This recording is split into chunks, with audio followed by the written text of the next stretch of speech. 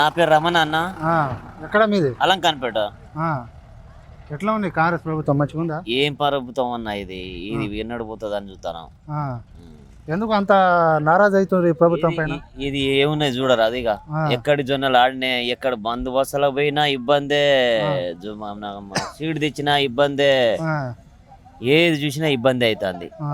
రైతాంగం బాగుపడ్డదంటేనే కాంగ్రెస్ పార్టీతోనే అని చెప్తుండు రేవంత్ రెడ్డి. కాదు కాదు, కాంగ్రెస్ పార్టీ కూడా టీఆర్ఎస్ కేసీఆర్ తోటి బాగుపడ్డాం. ఆ, కేసీఆర్ తోటి బాగుపడ్డాం మనం. ఏ విధంగా బాగుపడ్డారు?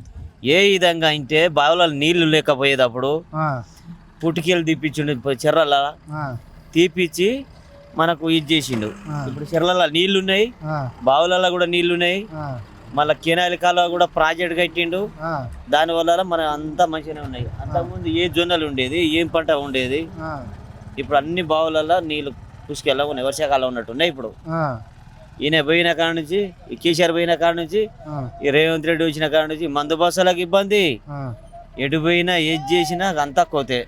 పెట్రోల్ ఎప్పుడైనా ఇది అయిందా? ఆ, డీజిల్ ఎప్పుడైనా అయిందా? ఆ, అంతా ఆగం చేస్తాను. ఇప్పుడు ఆ.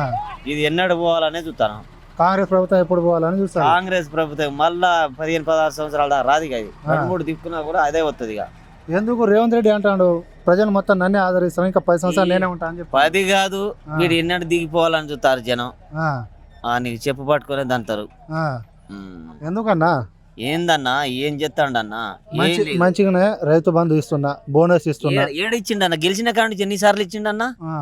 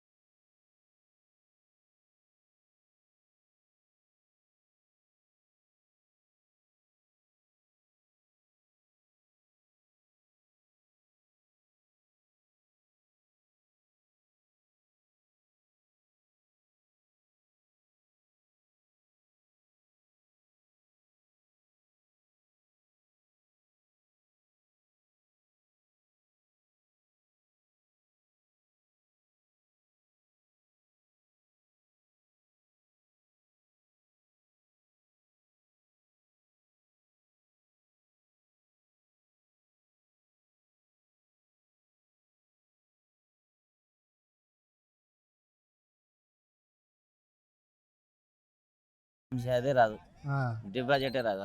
ఆ.